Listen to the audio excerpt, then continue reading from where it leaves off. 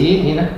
Jelas dengan PPKM ini kan pasti ada penurunan omset dan lain-lain, itu pasti gitu. Dengan kita ini kan kewajiban kita untuk gaji karyawan dan lain-lain kan harus tetap berjalan gitu kan. Iya. Ya yang terpukul itu banyak yang jelas ya para pekerja lah gitu ya, yang terpukul itu pasti itu. Yang terpukul. Jadi secara ekonomi kita ya memang dengan adanya PPKM ini pasti terhambat.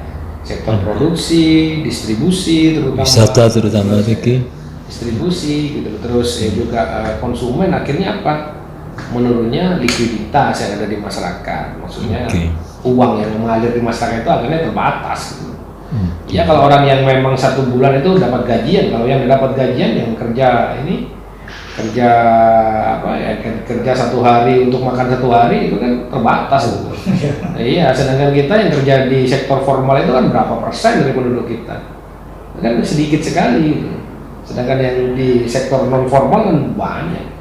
Padahal Indonesia ini kan ditopang ekonominya oleh UMKM.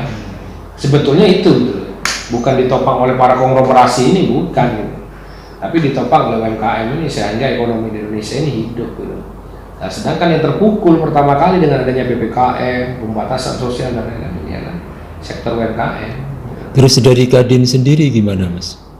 Kadin sebagai mitra strategis pemerintah di bidang ekonomi ya memang sudah ngasih advice, ngasih saran bahwa memang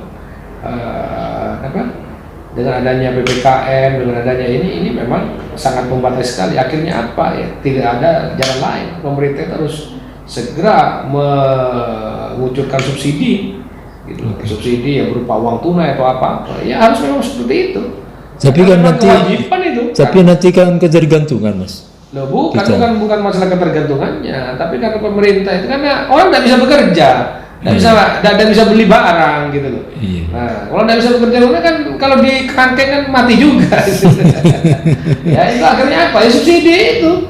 Gimana caranya membatasi orang tanpa dikasih apa-apa terus dibatasi orang? Ya kan dirampas semua.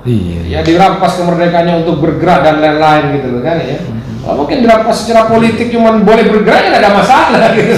Bagi orang-orang bawah kan mereka kan tidak tahu politik atau apa. Tapi kalau dirampas kemerdekaannya untuk mencari nafkah itu yang berbahaya gitu kan ya bisa chaos negara kita ini gitu. Kira-kira perakiraan Mas Chairul Anwar tentang PPKM ini kapan berakhirnya ini? Ya kalau sudah herd immunity kita ini sudah terbentuk, sebetulnya saat ini sudah terbentuk herd immunity kita gitu. Ya mungkin karena ketakutan aja gitu. Herd immunity kita terbentuk sebetulnya sekarang orang-orang semua sudah jarang yang pakai masker dan lain-lain, dan tingkat penurunan juga sudah mulai melandai. Ini kan menandakan bahwa herd immunity kita sudah terbentuk dengan sendirinya. Soalnya ke masyarakat kita yang di bawah itu takut dengan vaksin saat ini, yang jelas begitu yang terjadi di bawah Mas Chairul. Ya memang bukan karena takut ya, mungkin sosialisasi dari pemerintah saja yang kurang.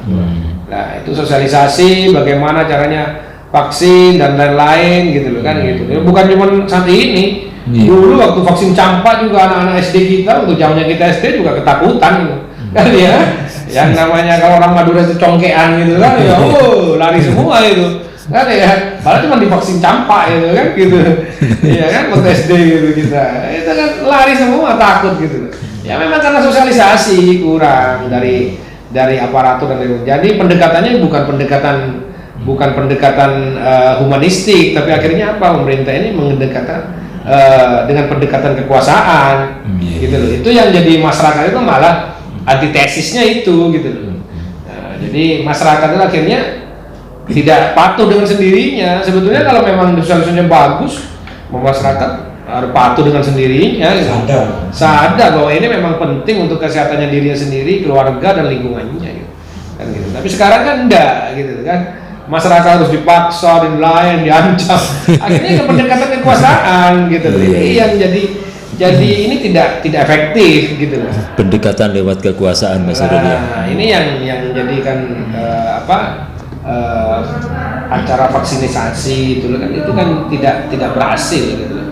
Anggap tidak berhasil sampai sekarang berapa bulan ini Ini baru cuman kalau di Sunda ya maksimal paling 15%, 12% lah. Iya. Gitu loh. Ya maksimal itu segitu sudah. Bayangkan gitu loh. Ya kan cuman pegawai negeri berapa yang wajib divaksin? Itu pun kalau ada yang komorbid kan enggak wajib divaksin. Iya. Rata-rata pegawai negeri